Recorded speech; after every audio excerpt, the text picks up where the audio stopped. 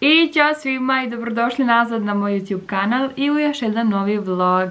Danas sam uzela da vam spremim, tačnije da vam snimim video kako ja to uvijem kosu. Iz tog razloga se javljam u ovakvom stanju, još uvijek je mokra. Idem sad da namestim gdje ću da snimam i krećem da vam snimam video, pa se mi čujemo možda malo kasnije. I moj haos u glavi baš ovako izgleda.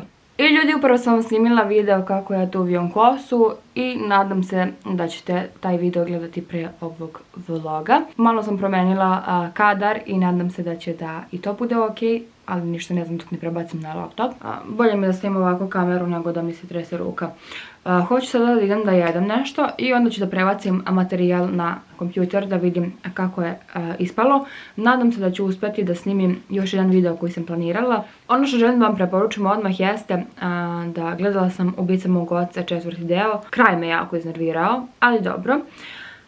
Tako da sad bacam se, verovatno ću da počnem da gledam La Casa de Papel ili kako se god izgovara. Skačem sa teme na temu, kao i obično, jer sam skroz sva onako rasejana na sve strane.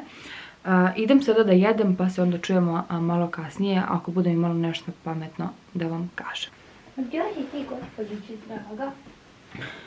Kaže, ćao ljudi, ja sam Micika, ja sam najljepša mačka koja postoji na planeti Zemlji.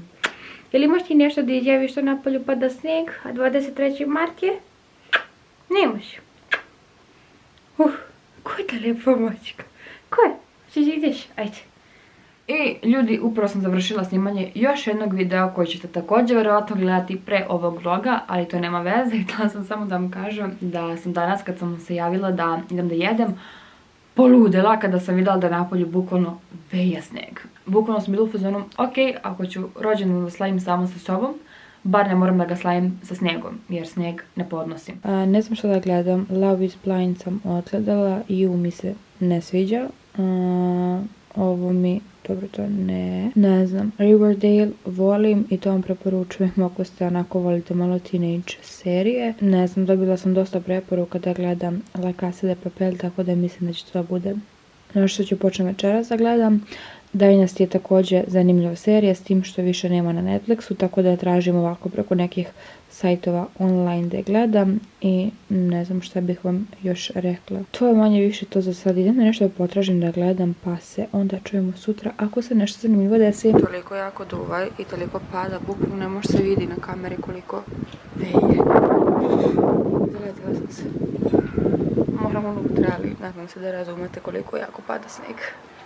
Nisam ni rekla dobro jutro, dobrodošli u novi dan vloga. Bukvalno sam se skroz onako rastužila kada sam vidjela koliko napolju pada snijeg, tako da nije bitno. Danas verovatno to neće izlaziti napolje toliko da se igram sa bakom, mada on ovo vreme obožava kad je hladno i kad je snijeg, on stvarno obožava snijeg.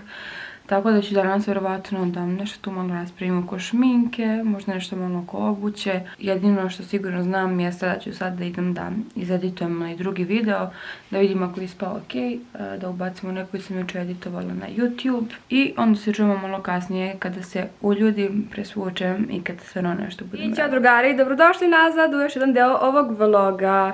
Sad ću vam pokažem što upravo radim. I jeste da rođendan neću slaviti jer karantin, izolacija i sve ostalo, ali bar da imam jednu lepu sliku. Sad ću vam pokazati kako sam napravila deo za slikanje ili kako god izgleda. Ovako.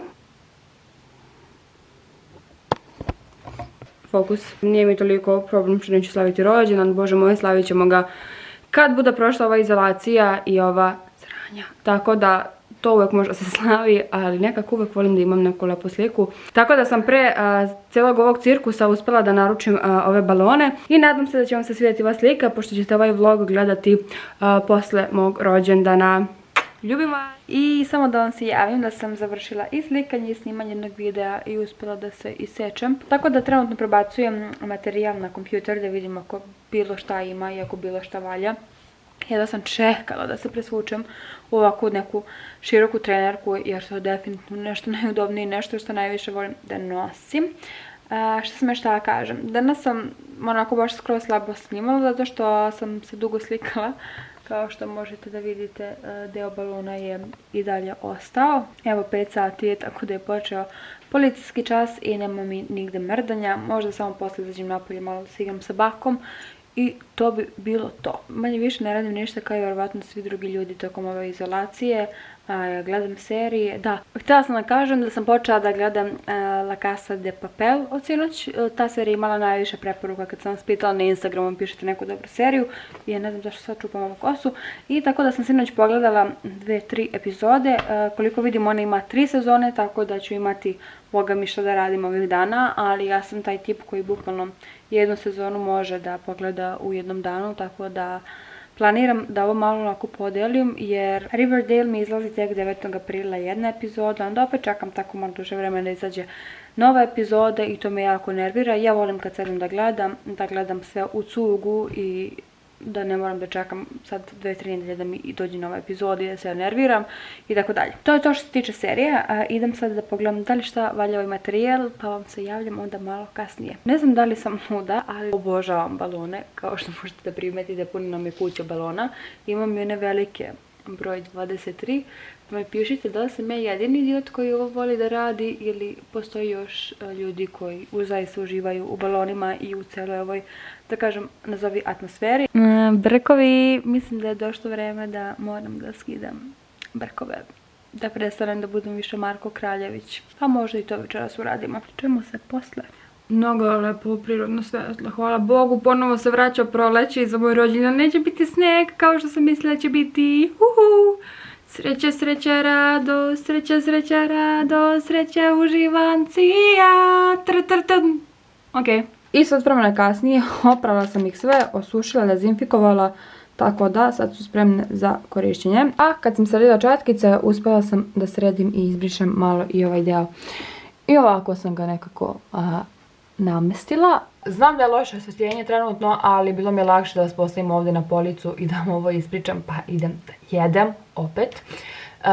Završila sam manje više sve što sam planirala za danas. Organizovala sam šminku, oprala četkice, završila, izbrisala prašinu, usisala i tako dalje.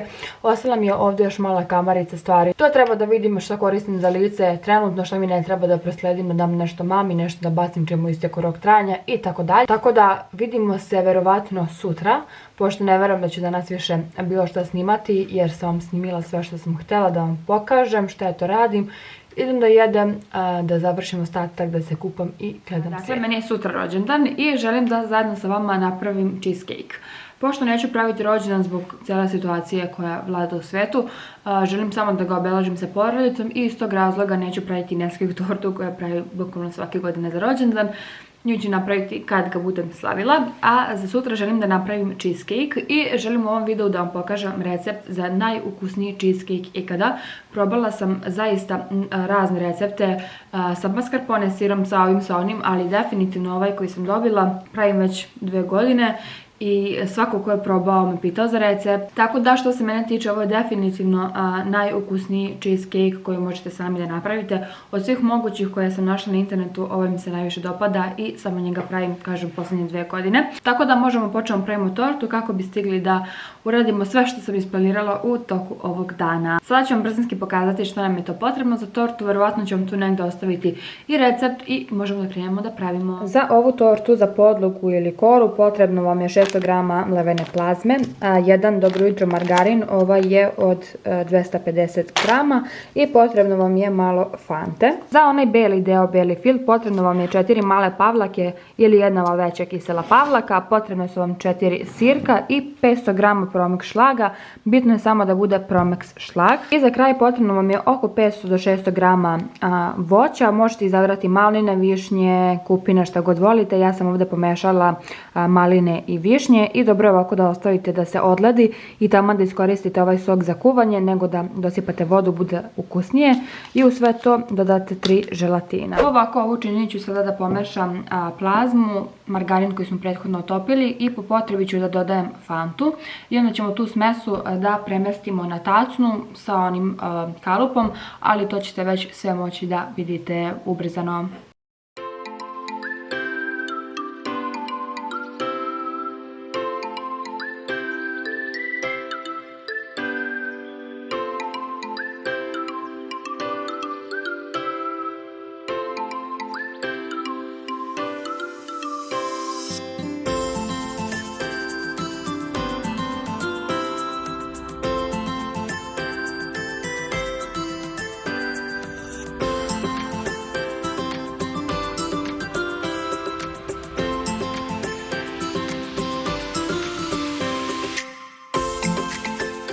Kada smesa izgleda ovako nekako, onda je prebacite u kalup ili na tacu ili gdje već hoćete da pravite tortu i samo lepo poravnate dole.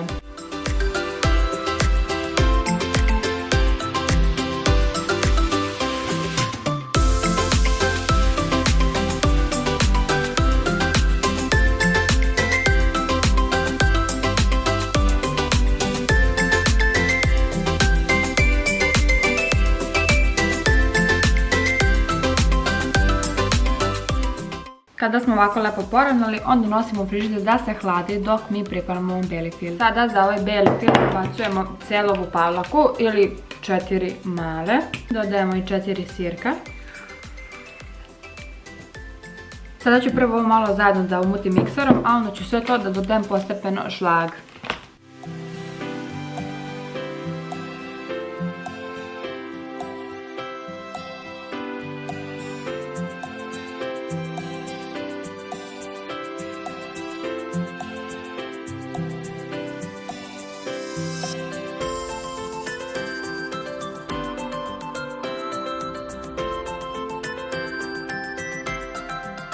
Ovako nekako bi trebao da ispadne beli fil i pogledajte koliko je on čvrst, dakle nigde ne ide. I kada ste dobili takav fil, uzmete ovu podlogu koju smo prethodno stavili da se malo hladi, znači da se malo stegne u frižider i na nju pakujemo ovaj beli fil.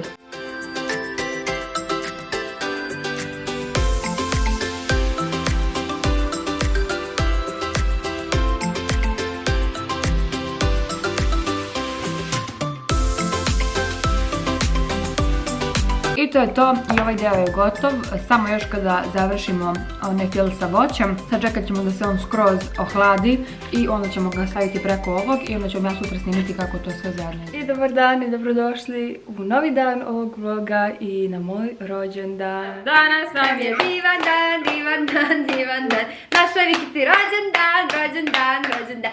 Živela, živela i presrećna bila, živela, živela i presrećna bila. Ajde Stefane, duvaj!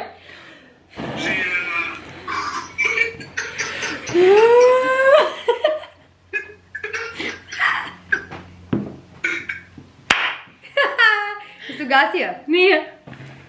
Pa ne. Ne. Tada!